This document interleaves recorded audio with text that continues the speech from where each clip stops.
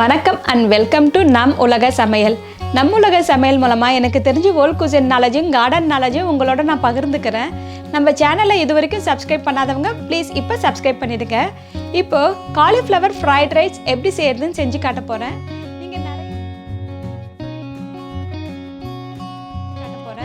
நீங்கள் நிறைய காய்கறி வச்சு ஃப்ரைட் ரைஸ் செஞ்சுருப்பீங்க.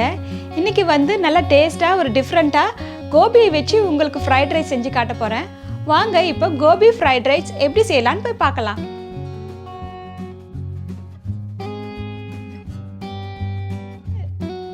ஃப்ரைட் ரைஸ் செய்யறதுக்கு ஃபஸ்ட்டு 2 கப்பு பாஸ்மதி அரிசியை வந்து தண்ணியில் ஒரு 10 நிமிஷம் ஊற வச்சுக்கோங்க. நீங்கள் குக்கரில் இல்லைன்னா பாத்திரத்தையும் போட்டு வேக வச்சுக்கலாம். நீங்கள் வேக வைக்கும்போது 2 ஸ்பூன் எண்ணெய், தேவையான அளவு உப்பு போட்டு வேக வச்சு எடுத்து வச்சுக்கோங்க. நல்லா உதிரியாக இருக்கிற மாதிரி வேக வச்சு எடுத்துக்கோங்க. அப்புறம் காலிஃப்ளவரை வந்து சின்னதாக கட் பண்ணி கழுவி எடுத்து வச்சுக்கோங்க. நான் ஆல்ரெடி வந்து காலிஃப்ளவரை சின்னதாக கட் பண்ணி கழுவி வச்சுருக்கேன். சாதமும் வந்து நான் குக்கரில் வேக வச்சு எடுத்து வச்சுருக்கேன். குக்கரில் வேக வைக்கிறீங்கன்னா 2 கப்புக்கு 4 கப்பு தண்ணி ஊற்றி வேக வச்சு எடுத்து வச்சுக்கோங்க. நான் இப்போ ரெடியாக வச்சுருக்கேன். இப்போ போய் ஃப்ரைட் ரைஸ் செஞ்சுக்கலாம். ஒரு கிண்ணத்தில் 2 கப்பு காலிஃப்ளவர் எடுத்துக்கோங்க. அது கூட உங்களுக்கு தேவையான அளவு சில்லி பவுடர் போட்டுக்கோங்க. நான் வந்து காஷ்மீரி சில்லி பவுடர் எடுத்திருக்கேன். இது போட்டால் கொஞ்சம் கலராக இருக்கும், அதனால தான் நான் எடுத்திருக்கேன். நீங்கள் வேணும் ரெகுலர் சில்லி பவுடர் நீங்கள் போட்டுக்கலாம். இல்லைன்னா நீங்கள் வேணால் கொஞ்சம் கலரும் நீங்கள் ஆட் பண்ணிக்கலாம். உப்பு தேவையான அளவு, 2 ஸ்பூன் இஞ்சி பூண்டு விழுது, சோள மாவு 4 டேபிள் ஸ்பூன், அரிசி மாவு 4 டேபிள் ஸ்பூன். இதை லைட்டாக கையில் பிசைஞ்சிக்கோங்க. கொஞ்சமாக தண்ணி ஊற்றி லைட்டாக பிசைஞ்சிக்கலாம்.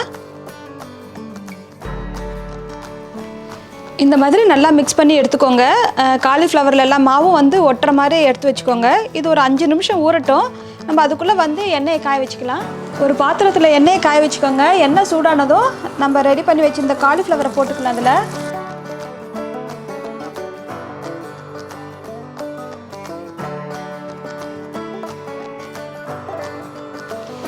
மீடியம் ஹீட்டில் வச்சு ஒரு 2-3 நிமிஷம் வரைக்கும் நல்லா இந்த காலிஃப்ளவர் நல்லா வறுத்து எடுத்துக்கோங்க. நல்லா ப்ரௌன் ஆகணும், நல்லா கிறிஸ்பியாகவும் இருக்கணும், அப்போ தான் நல்லாயிருக்கும். இந்த மாதிரி ப்ரௌன் ஆகிற வரைக்கும் நல்லா வேக வச்சு எடுத்துக்கோங்க. இப்போ காலிஃப்ளவர் ரெடி ஆகிடுச்சு. ஒரு அகலமான பாத்திரத்தை சூடு பண்ணிக்கோங்க. அதில் 2 ஸ்பூன் காலிஃப்ளவர் வறுத்த எண்ணெயே இதில் ஊற்றிக்கோங்க. நான்ஸ்டிக்காக இருந்தால் 2 ஸ்பூன் ஊற்றிக்கோங்க. ரெகுலர் பாத்திரமாக இருந்தால் கொஞ்சம் எக்ஸ்ட்ரா எண்ணெய் ஊற்றிக்கோங்க. எண்ணெய் சூடானதும் சின்னதாக வெட்டிய இஞ்சி 1 டேபிள் ஸ்பூன், சின்னதாக வெட்டிய பூண்டு 1 டேபிள் ஸ்பூன் அதில் போட்டுக்கோங்க. பச்சை வாசனை போகிற வரைக்கும் நல்லா ஹை ஹீட்டில் வச்சு நல்லா வதக்கிக்கோங்க. இது கூட 1/4 கப்பு சின்னதாக வெட்டிய வெங்காயத்தை போட்டுக்கலாம். இந்த வெங்காயத்தை வந்து 1 நிமிஷம் அளவுக்கு நல்லா வதக்கிக்கோங்க. நல்லா கலர் சேஞ்ச் ஆகிற வரைக்கும் வதக்கிக்கோங்க. இது கூட வந்து வெங்காயத்தால் வந்து நம்ம போட்டுக்கலாம். அந்த வெள்ளை பாட்டு மட்டும் நம்ம இப்போ போட்டுக்கலாம். பாதி இப்போ போட்டுக்கோங்க.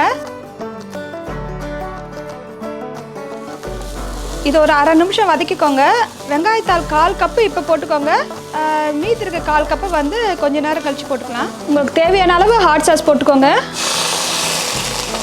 2 table spoon light soya sauce, 1 table spoon vinegar, 1 table spoon sweet chilli sauce. உங்ககிட்ட ஸ்வீட் சில்லி சாஸ் இல்லைன்னா கொஞ்சம் சர்க்கரை போட்டுக்கோங்க. ஒரு அரை ஸ்பூன் சர்க்கரை நீங்கள் போட்டுக்கலாம்.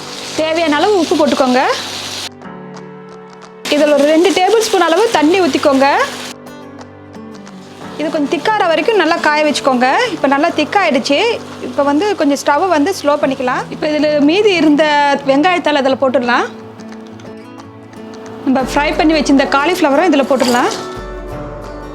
இது கூட நம்ம வேக வச்சிருந்த சாதத்தை வந்து கொஞ்சமாக போட்டு நல்லா மிக்ஸ் பண்ணிக்கலாம்.